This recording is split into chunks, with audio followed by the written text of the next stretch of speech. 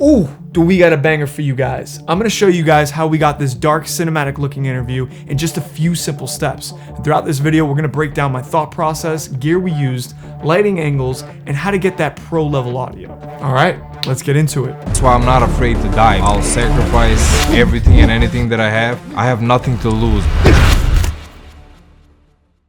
So pretty exciting stuff. Karate Combat, which is a new fight organization, reached out to me to produce a couple of short docs for their fighters. And of course, I was super stoked and said yes. Our goal is to showcase one of their new up and coming fighters. And the second I saw this guy, I was like, that's a scary dude. And don't ask me why, I have no idea, but for some reason, he just reminded me of Kano from Mortal Kombat.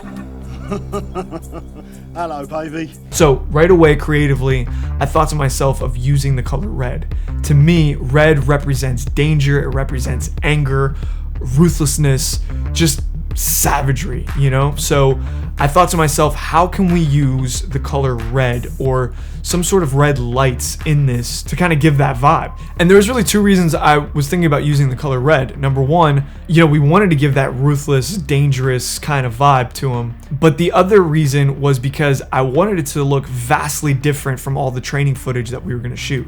So now that I had a few concepts in mind and some kind of creative direction, it was time to start executing that vision. And guys, just a side note, I always recommend that going into any interview, it's always important to have some sort of creative direction or references that you can kind of look at while you're going into a location or a home to make sure that when you are doing an interview, you're not just aimlessly walking around the house trying to figure something out. You have some sort of goal in mind, and that's going to help you tremendously when you are trying to light these interviews. So my first step to shooting an interview is finding my location. And most of the time, I tend to walk around with my camera to frame up certain parts of a room or an area to find the best possible shot. And I just always keep in mind, how am I going to take my subject and frame him with the background? Now, in this particular interview, my goal was to use these quasar science tubes as practical lights, and my thought process behind that was, we'll find a way to rig them up and attach them to the cage that's in the background. Now, this is going to be a 2-camera interview shot. So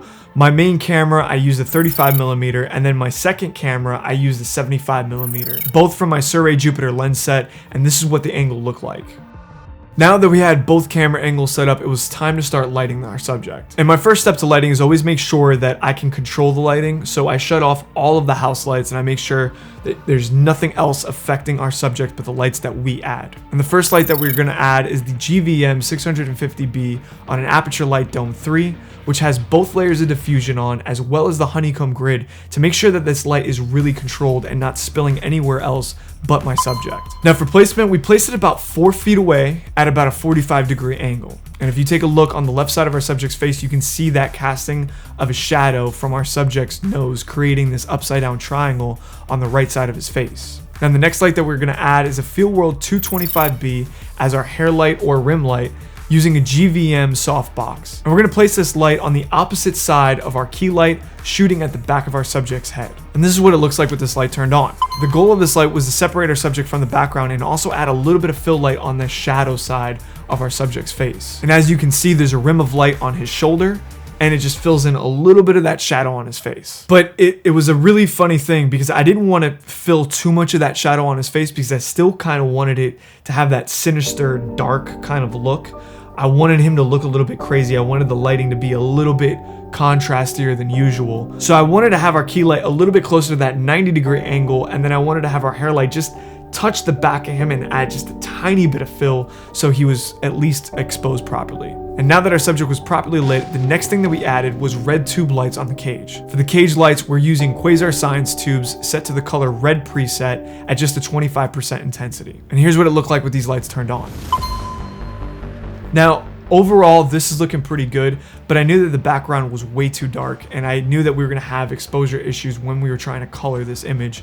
And if we wanted to drop the blacks or we wanted to drop the shadows really low, we were going to lose that information in the image, which is never a good thing. You want to make sure that you are properly exposed first and foremost. So to do this, we added an Aperture 120D with a red gel as a background fill light just to bring up the exposure levels, and this is what it looked like. And if you guys want to know more about documentary filmmaking, my team and I have been putting together a course that walks you through every single step of the filmmaking process. from ideation to final edit, and we even break down how to pitch your documentary to major streaming platforms. Currently, we are working hard to input as much value as we possibly can into this course, and if you guys want to be put on the email list, you'll be notified as soon as this course drops. So I highly suggest you guys sign up for that. Now, let's talk about audio. For audio, I always record 2 separate sources. I'll record a shotgun mic going straight into my camera, and then I'll also record a lav mic or a third mic on a separate Zoom recorder. And I think it's always important to have 2 separate audio sources just in case something fails or something goes wrong with that audio source. At least you have a backup on an entirely different recorded source. For the shotgun mic, I tend to try to get as close to my subject as possible, and I try to aim the microphone somewhere between his upper chest and his mouth. Main reason being, if your subject moves a little bit too close or too far away from the camera or from the microphone, you'll still be able to capture good, clean audio. And if you guys want to learn more about audio, I actually just put out a video that breaks down every step of capturing pro level audio. So if you guys want to check that out, I'll leave a link right up here. And the last thing that I do is check my subject's eyeline. And to do this, I basically look at my monitor, and then I'll take my hand and I'll place it around the frame until my subject looks at that. And wherever it looks like it's natural and it feels like he's gonna have a good conversation, I'll place myself right here in the middle of that. So I can kind of look at him and his eyeline is right on camera, and we could have our conversation and he's not, looking all over the place or looking up or looking down. When I first started, I would have conversations with my interviewees and I'd be standing up and they would be talking and they'd be looking up, and I was like, oh my God, I just ruined this whole interview just because I was standing up.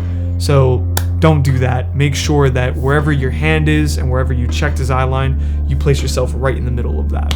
I want to thank you guys so much for stopping in and hanging out.